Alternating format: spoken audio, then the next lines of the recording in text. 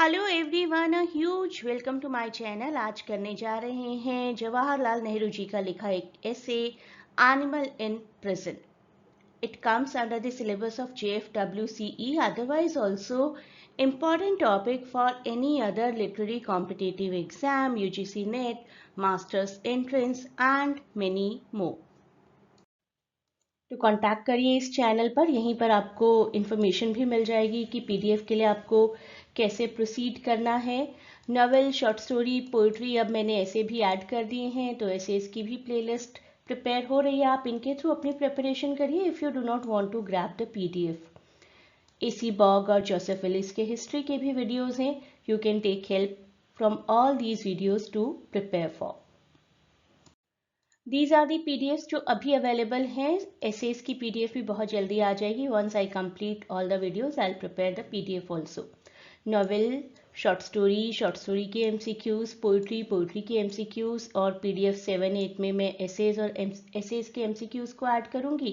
And AC bog की history already है, Joseph Willis की हिस्ट्री ऑलरेडी है। इसमें काफ़ी कंटेंट है, 94 एंड 36 पेजेस का। और ग्रामर के लिए भी एक PDF है जिसमें 40 पेजेस का कंटेंट है, सभी इंपॉर्टेंट ग्रामर टॉपिक्स का।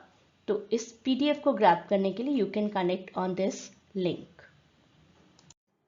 पंडित नेहरू, जिनको अफेक्शनेटली बच्चे चाचा नेहरू कहकर बुलाया करते थे, और उन्हीं के बर्थडे 14 नवंबर पर हम लोग चिल्ड्रंस डे सेलिब्रेट करते हैं। पहले प्राइम मिनिस्टर थे। ईयर्स याद कर लीजिए, 1889, 1964। डेट्स आई होप कि आपको याद रह ही जाएंगी, 14 नवंबर एंड 27 मई। माना जाता है कि he was a man of rare sensitivity, क्योंकि काफ़ी अच्छे टॉपिक्स ढूंढ कर उन्होंने बुक्स लिखी हैं। मैं तो उनके लिटरेरी करियर के अकॉर्डिंग ये बात कह सकती हूँ। He was educated at Harrow in Cambridge University, natural science, law, ये सब कुछ उन्होंने पढ़ा before being a barrister. And then he came to India in 1921। Deeply influence थे महात्मा गांधी से, और नेशन के यूथ के तौर पर एक अच्छे पॉलिटिकल पर्सन के रूप में सामने आए थे। Freedom fighter, not very active and violent freedom fighter, but he opposed Britishers. So not just a politician, but also a dreamer, idealist, humanist, and a talented writer. An autobiography, Discovery of India, glimpses of world history, letters from a father to his daughter. ये सभी writings showcase करती हैं that he was a master of English prose. बहुत ही rare vigour और beauty हुआ करती थी उनकी राइटिंग्स में, और इम्प्रिजनमेंट के ड्यूरेशन में उन्होंने काफ़ी राइटिंग्स की हैं। ही रेड ऑल्सो एक्सटेंसिवली। एक अच्छा राइटर वही बन सकता है जो एक अच्छा रीडर हो। He read extensively, always observed nature and expressed his thoughts in a very powerful and a very poetic kind of style. उनकी ऑटोबायोग्राफी का एक एक्सट्रैक्ट बहुत ही ब्यूटीफुली इलस्ट्रेट करता है उनका नेचर के लिए प्यार। He found joy always in observing different animals and did show respect even for the smallest creatures. Live and let live. This is what his policy was. तो ये perspective जो भी उनका था, ये डीप अप्रिसिएशन था for the interconnectedness of the species around. Animal in prison एक excerpt है from the autobiography of Jawaharlal Nehru, और ऑटोबायोग्राफी पब्लिश हुई थी 1936 में। इस एक्सर्प्ट को मैंने आपके लिए 15 पार्ट्स में डिवाइड किया है। ये हेडिंग मैंने अपने आप प्रोवाइड की हैं आपको। These are not the official headings, लेकिन हेडिंग के थ्रू आपको एक ग्लिम्स मिल जाएगा कि टेक्स्ट में है क्या। जो हम करंट पढ़ रहे हैं टेक्स्ट, उस टेक्स्ट में क्या है। तो first part is related to prison life. Author यहाँ पर डिस्क्राइब करते हैं कि देहरादून के स्मॉल सेल में, स्मॉल जेल में उनके लिए किस तरीके की लाइफ रही है फॉर 14.5 मंथ। 14.5 months, ये आपको याद रखना है, एग्जाम में क्वेश्चन हो सकता है। Noting a deep familiarity with his surroundings, कह रहे हैं कि मैं अपनी जेल में बड़ा आसपास के एनवायरनमेंट के साथ कनेक्ट हो गया, वॉल्स के साथ, और इवन वाइल्ड लाइफ के साथ। अब वाइल्ड लाइफ में ऐसा नहीं कि जेल के अंदर शेर, भालू, चीता थे, नहीं, ततैया, लिजर्ड्स, ऐसी चीज़ें। आइसोलेशन, क्या करती है हमारे साथ कि आइसोलेशन हमें किसी भी बीइंग के साथ अटैच कर देती है। तो isolation and emotional traces feel किए जा सकते हैं प्रेजेंट लाइफ में। Second part, limited privileges. Despite better sales in other prisons, he values the privilege of walking outside for short periods, allowing glimpses of mountains and fields which serve as a crucial mental escape for all A and B class prisoners. During Nehru's time, political prisoners were referred to as B-class prisoners, and Class A contained non-habitual offenders of good characters, and Class C and D is hardcore criminals, rapists and murderers. उनके लिए तो ऐसी facility नहीं होती walking करने की, लेकिन he says कि ए और बी क्लास प्रिजनर्स के लिए जेल के सेल के बाहर वॉक करने की फैसिलिटी होती है। तो एक लिमिटेड प्रिविलेज की बात करते हैं। नेचर का इम्पैक्ट तो हम सब पर आता है, और देखिए उस इंसान पर कितना आता होगा जो कि जेल में है। The author emphasizes the importance of outdoor walks and soothing effect of mountains on his psychology even during monsoon rains. तो बारिश भी हो रही होती है तब भी इन कैदियों को जेल से बाहर जाकर नेचर को देखना बहुत ही पसंद था। इंटीमेसी फील होती है उन्हें अपने आसपास के नेचर के साथ, लैंडस्केप के साथ। वीडियो को पूरा देखिएगा बिना कहीं से फॉरवर्ड किए, तभी आपको सारे फैक्ट्स पता चलेंगे। और ये जो टाइटल्स हैं ये ऑफिशियल नहीं है, I am again telling you. तो कंफर्ट कैसे मिलता था उन्हें उस जेल में? While he can't claim to never tire of the mountains, he finds solace in their presence.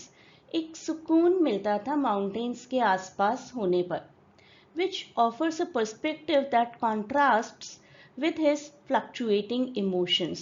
उनके इमोशंस, कभी कभी बुरा भी फील होता होगा कि ही इज इन जेल, अपनी फैमिली से दूर हैं, लेकिन कहीं ना कहीं फिर एक सुकून मिलता था in the presence of nature, in the presence of mountains. Winters की बैरननेस के बाद, पतझड़ के बाद उन्हें स्प्रिंग सीजन बहुत ही अच्छा लगता था, क्योंकि उसमें रिवाइटलाइजेशन होता था। Marveling at the transformation from buds to vibrant leaves which uplifts his spirit. किसी फूल को खिलते हुए देखने से ज़्यादा शायद नेचर को देखने की कोई और खुशी नहीं है। तो he used to feel mesmerized, किस तरीके से छोटी छोटी छोटी कलियां पत्तियों में और फूलों में कन्वर्ट हो जाती हैं, और उसके बाद नेचर कितना कलरफुल और कितना वाइब्रेंट नजर आता है, specifically in the season of spring. In urban cities में तो ऐसा नेचर कहीं देखने को नहीं मिलता जैसा वो मेंशन कर रहे हैं। The author notes the beauty of fresh mango leaves, which start as reddish brown and change to green, linking the experience to the colors of Kashmir hills.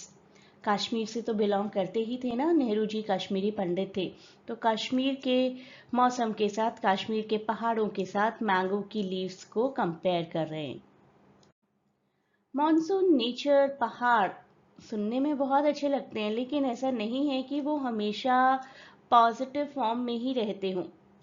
Although the monsoon is welcome for its relief from summer heat, the extreme rainfall, अभी recently तो हमने सितंबर के mid में दिल्ली में भी extreme rainfall experience की ना। दिल्ली जैसी हॉट सिटी में हम परेशान हो जाते हैं कि कब रुकेगी ये बारिश। तो थिंक अबाउट पहाड़ों की बारिश, कितनी अनप्लेजेंट कंडीशन हो जाती होगी inside the prison, highlighting the challenges of confinement.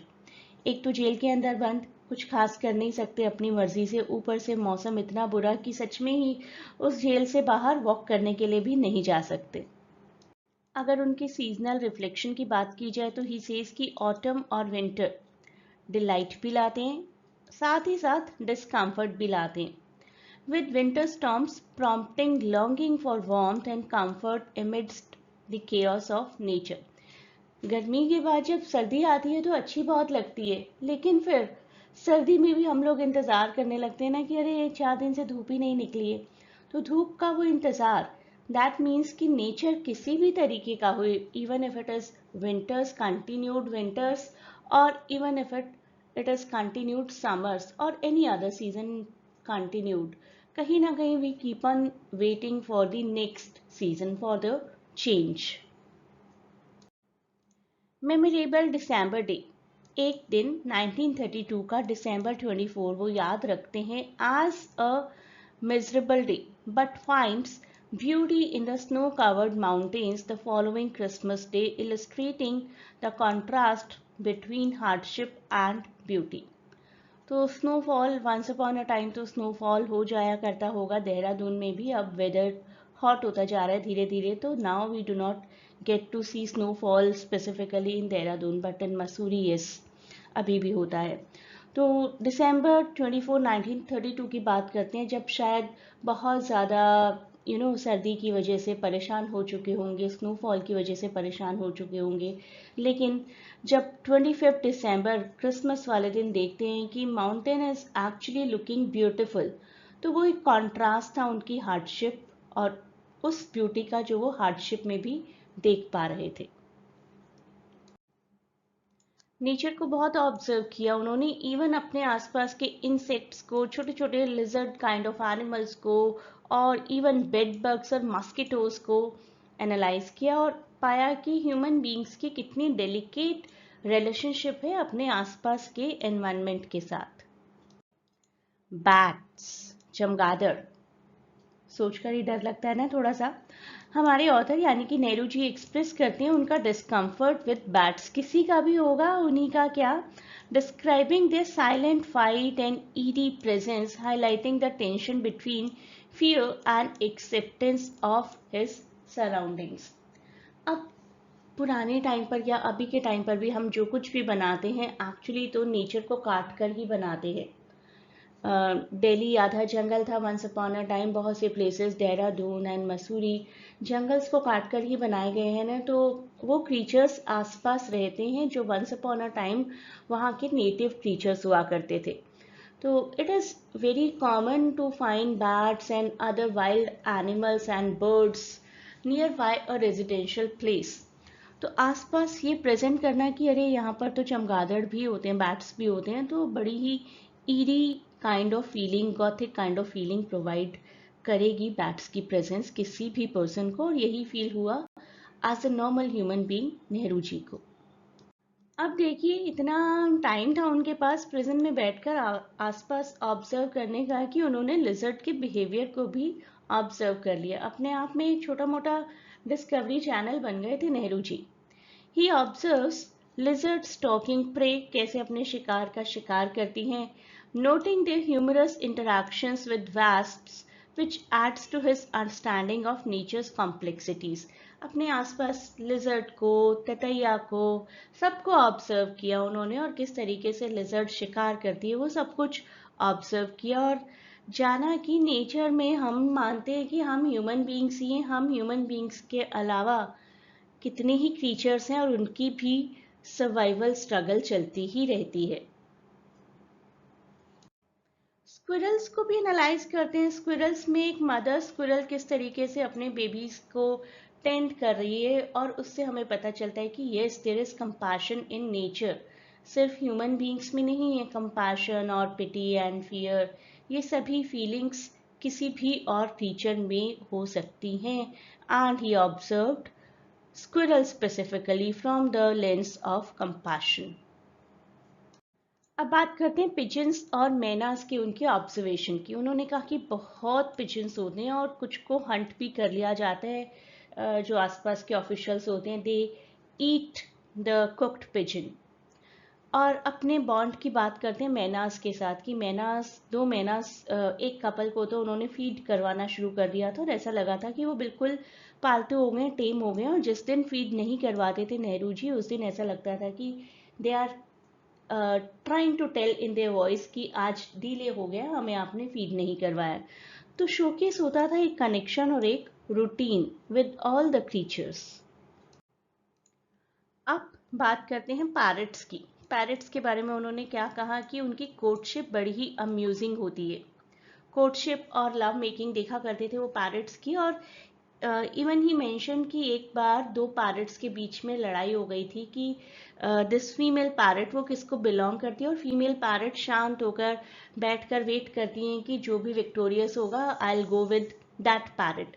तो इलस्ट्रेट करता है ये observation, I do not know how false how true, लेकिन ये उनकी किताब में मेंशन्ड है। तो एनिमल्स के बिहेवियर भी कितने इंट्रिकेट हुआ करते हैं और किस तरीके से हम ह्यूमंस उन चीज़ों से अम्यूज हो सकते हैं। तो पूरे टेक्स्ट की थीम क्या है? एक तो आइसोलेशन, किसी को अगर अकेले बिठा दिया जाए ना एक रूम में 2 दिन, तो he can tell every detail about every nook and corner of that room. और यहाँ पर 14.5 months की बात हो रही थी, तो इतने टाइम में तो उन्होंने हर उस चीज़ को ऑब्जर्व कर लिया जो कि ऑब्जर्वेबल थी। Connection to nature, psychological resilience and interconnectedness of life, ये सब कुछ उन्होंने फील किया अपनी जेल की कन्फाइंड जर्नी में। अब आपके लिए एक सवाल जिसका आंसर आप मुझे कमेंट्स में दीजिए। What did Nehru consider to be a precious privilege during his time in Dehradun jail? तो देहरादून जेल में क्या खास प्रिविलेज उन्हें मिली हुई थी जो कि कुछ और कैदियों को शायद नहीं मिली थी। This is the Telegram link, जो आप ज्वाइन करेंगे तो आपको काफ़ी स्टडीज़ में हेल्प मिल जाएगी। यहाँ से इसको ज्वाइन करिए and you will really find it beneficial. A great good luck for your preparation and for the exam.